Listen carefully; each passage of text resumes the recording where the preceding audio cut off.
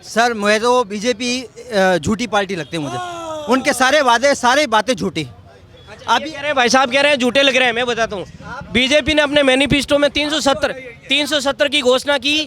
370 हो गया, हटाया। इनको भाई साहब को भी जवाब मिलना चाहिए ना। राम मंदिर बना, ये पूछिए कि झूठे वादे कौन से थे?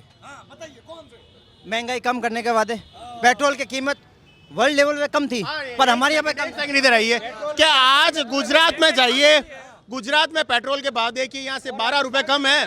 आप यहाँ से यूपी जाइए, वहाँ से कम है। राजस्थान में वहाँ से ज़्यादा है।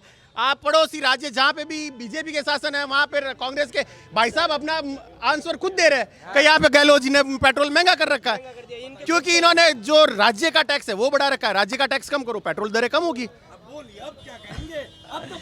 नहीं फंसा नहीं है। मुझे इसके बारे में थोड़ा नॉलेज कम है। मैं ये नहीं कह रहा हूँ, देखो जो जिसका है वो बात अलग है। लेकिन अगर कांग्रेस सरकार राजस्थान की, ये बताओ भाजपा वाले घोटाला करते हैं क्या?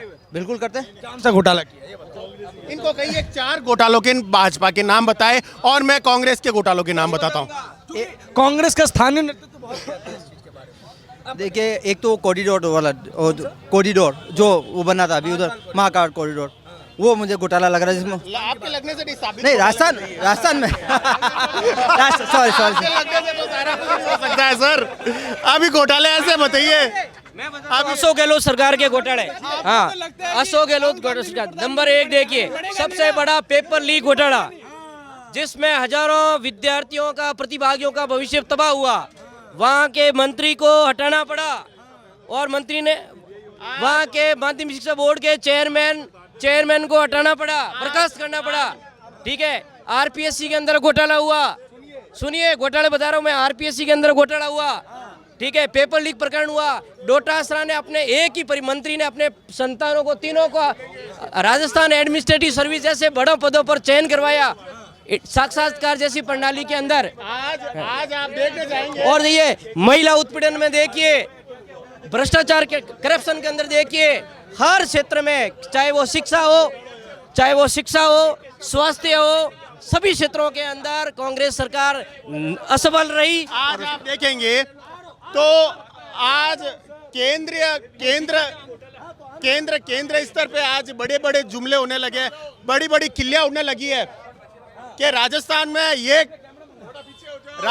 एक नई कहावत हो गई है कि नई कहावत ये हो गई है कि भगवान जड़ो भी दीजो सासरो, सुसरो दीजो डोटासरो। क्यों? क्योंकि उसने अपने घर की बहुओं को आरएस में लगा दिया।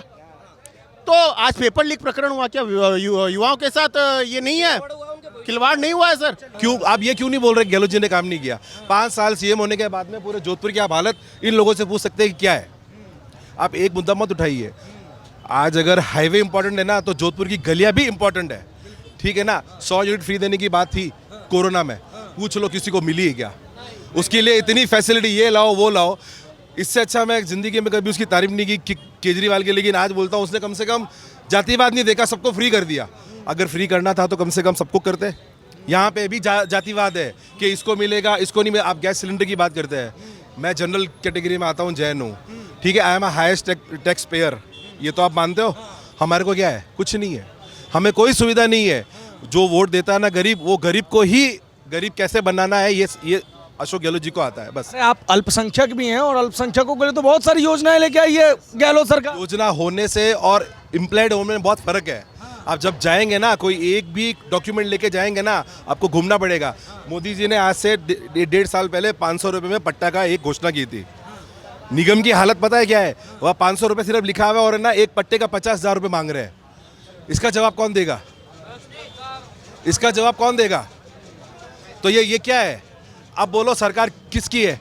पट्टा का घोषणा किसने की थी? चारों तरफ बोर्ड लगाए थे कि निगम में 500 रुपये पट्टा, 500 रुपये पट्टा। किसने दिया 500 रुपये पट्टा?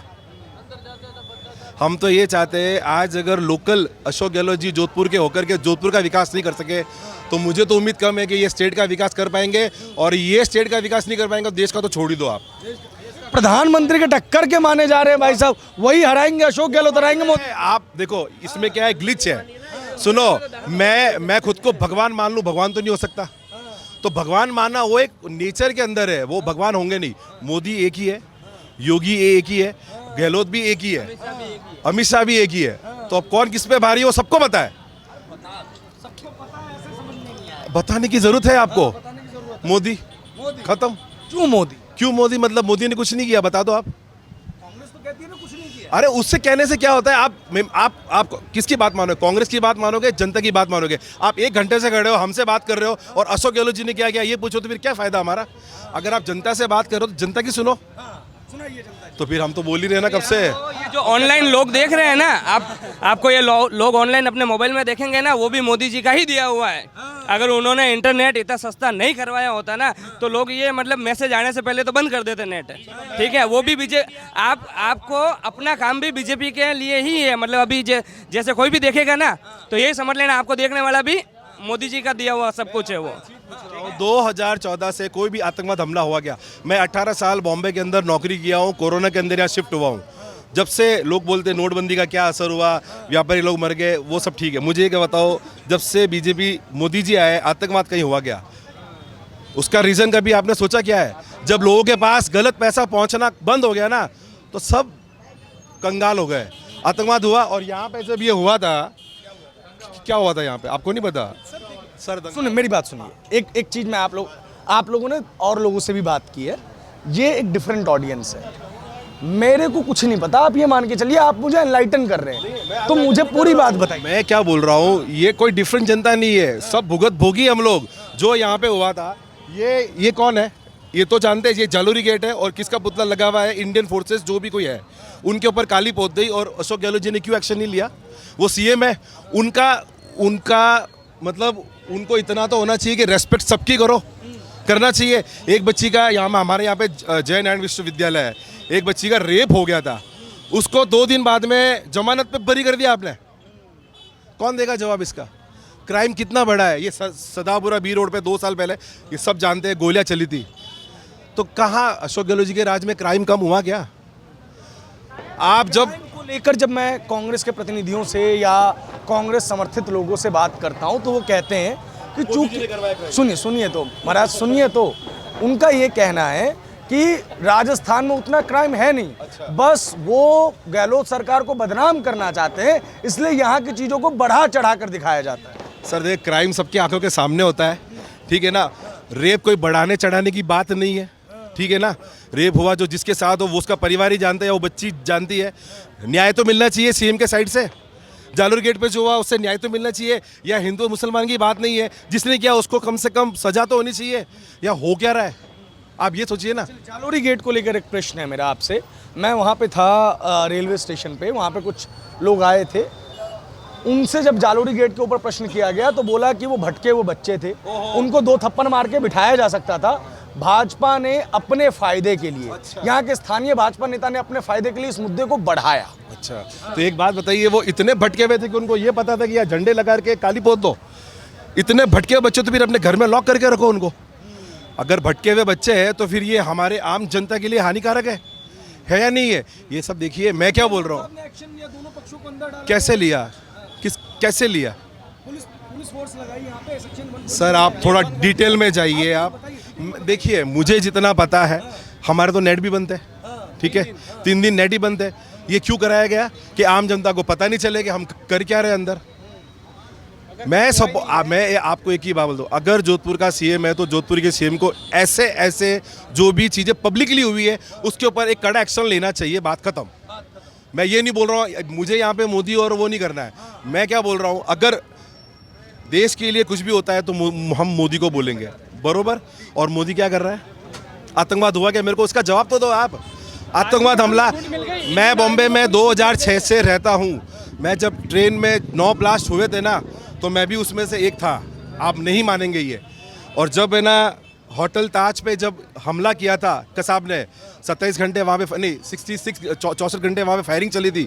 मेरा फ्रेंड 3 दिन बिल्डिंग में सीज था। वो हो रहा है क्या आज? आज आप रेल मंत्रालय को लीजिए, रेल मंत्रालय की सुविधाओं को देखिए कि कितनी नई ट्रेनें ऐड हुई।